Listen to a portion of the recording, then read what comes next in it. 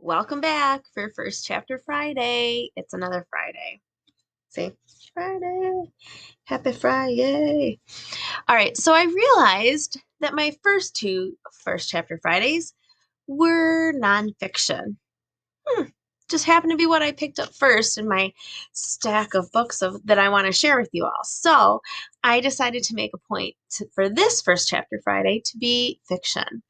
If you loved the one and only Ivan, this book, this First Chapter Friday edition, is for you because it's the one and only Bob. If you love the one and only Ivan, you will remember Bob, the feisty little dog that befriends Ivan. So I thought I'd share the first chapter of this one because I know I've seen it in Scholastic book orders. I know some of you out there have actually already read it. It's a lovely, lovely book. So here we go. The very funniest thing that I noticed about this, funniest, I don't know if it's funniest, but it's the first thing that is in the book is a canine glossary. So take a look really carefully at those pictures of Bob, those illustrations, because I'm going to read the canine glossary because throughout the book, is telling the story and he uses these phrases. So things like bed boogie, a circular dance, quote unquote dance, performed by dogs before settling into bed, probably a primitive nesting behavior. Co-pilot, dog riding in car, often with head poking out of an open window. See also drool flag. Crazy mutt, exuberant greeting ritual. And by the way, ritual means like something you do over and over. Like having birthday candles on a cake is a ritual, right? Drool flag, visible tongue protrusion, frequently displayed during co-piloting or meal preparation. FRAP, frenetic random activity period. Synonym, zoomies. I know some of you out there have dogs and you know about the zoomies. Full wag, the happiest tail position, a relaxed circular swish, sometimes including hip wiggles. Fur on alert, raised hair on a dog's neck and back, an involuntary reaction often caused by fright or aggression. Head tilt, quizzical look employed to charm gullible humans. All right, fine, you can have that treat. Leave it, the world. Oh, and I should say it the way it's written. Look at that. Leave it, right? Louder, a little bolder. The world's worst command, especially when applied to food. Me ball, dried excrement thrown at observers. The origin, gorilla, informal. If you've read or you have heard the one and only Ivan, I'm not going to explain me balls, but you know what they are. Play bow, body position with elbows down and rear up, signaling an invitation to have fun. That might be play bow, like you're bowing, right? Play bow. Rhymes with pet threat, the vet, an otherwise kind human armed with thermometers and needles. Tailspin, one, chase involving the flexible appendage attached to the rear of most canines when they're like chasing their tail. Number two, informal, an embarrassing or chaotic effort, like a tailspin. When you put yourself in a tailspin, you're like whirling around.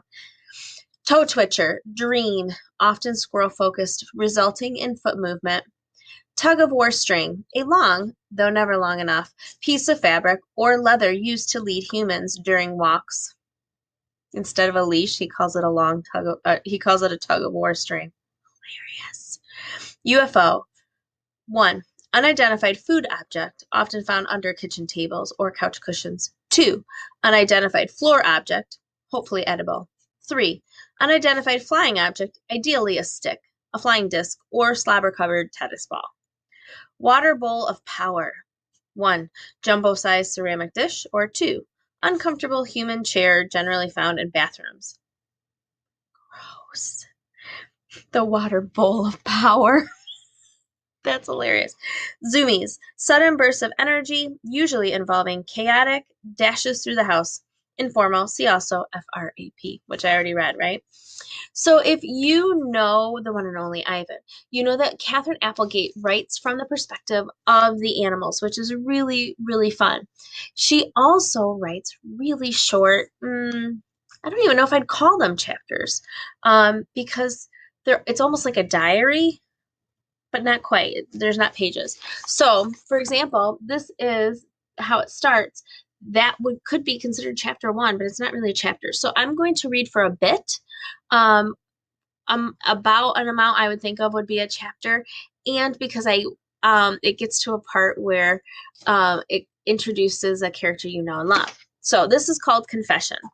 Look, nobody's ever accused me of being a good dog. I bark at empty air. I eat cat litter. I roll in garbage to enhance my aroma. I harass innocent squirrels. I hog the couch. I lick myself in the presence of company. I'm no saint, okay? And while I'm at it, so that's the next part, right? So the and while I'm at it is like the page heading. And then the next one's going to be Robert. I may or may not have eaten a pepperoni pizza with anchovies when nobody was looking. Also, I may or may not have eaten a coconut vanilla birthday cake when nobody was looking. Also, I may or may not have eaten a Thanksgiving turkey, except for the stuffing, way too much rosemary, when nobody was looking.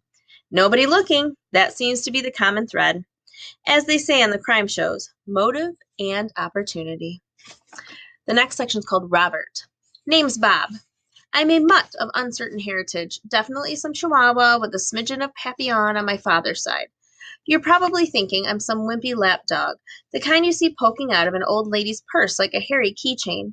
But size ain't everything. It's swagger, attitude. You gotta have the moves. Probably I should have been named Bruiser or Bam Bam or Bandit, but Bob's what I got and Bob'll do me just fine. Julia named me. Long time ago. She's my girl. She calls me Robert when I get on her nerves. Happens pretty often, to be honest. Numero uno. There's an old saying about us dogs, goes like this. It's no coincidence that man's best friend can't talk. Let me tell you something. If we could talk to people, they'd get an earful. You ever hear anyone mention man being dog's best friend? Nope. Didn't think so. Way I've always figured it. End of the day, you gotta be your own best friend. Look out for numero uno. That's Spanish for number one, by the way. Learn that one the hard way. That's not to say I don't have the best pal. I do. Gorilla, name of Ivan. Big guy. Big guy and I go way, way back. Gorilla and dog. Yep, I know. You don't see that every day. Long story. I love that big ol' ape. Ditto our little elephant friend Ruby. They're the best. How we met. The first time I met Ivan, I was a homeless puppy, desperate, starving, all alone. It was the middle of the night, and I'd slipped into the mall where Ivan lived in a cage. I wandered a bit, grateful for the warmth, confused by the weird assortment of sleeping animals I found there, checking every trash can for anything edible. There was a small hole in a corner of Ivan's enclosure. He was fast asleep, cuddled up with a worn, stuffed animal that looked like a weary gorilla. He was snoring, and man, that guy snored like a pro. In his open palm was a chunk of banana, and I still get shivers when I think about this. I ate it right out of his hand. Guy could have squeezed his fingers shut, and I would have popped like a puppy balloon. But he just kept on sleeping. And then, more shivers. I am either a maniac or the bravest dog on the planet, probably a little of both. I hopped up onto that big, round, furry tummy of his. That's right, I climbed Mount Ivan. Crazy, I know, I have no idea what I was thinking. Maybe I was so exhausted I went a little bonkers. Maybe he just looked so warm and cozy that I figured it was worth taking a chance. I did my bed boogie. Dogs don't feel right till we do a quick dance before settling. Once I had things just so, I lay down in a little puppy lump and rode the waves on that tummy like a puny boat on a great brown sea. When Ivan opened his eyes the next morning, he didn't seem surprised in the least to find a puppy snoozing on his belly. He refused to move until I woke up.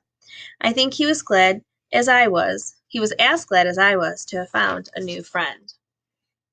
And that's the illustration that goes with that there. So that is the beginning of the one and only Bob.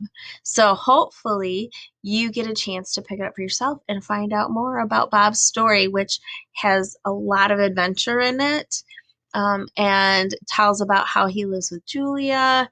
It's a really lovely book. And again, I think it came out this summer, and I got it right away and read it. It's a beautiful one. I don't want to beautiful book, right? No, it's wonderful. It's fun. If you love the one and only Ivan, you will absolutely adore this book. Go get it.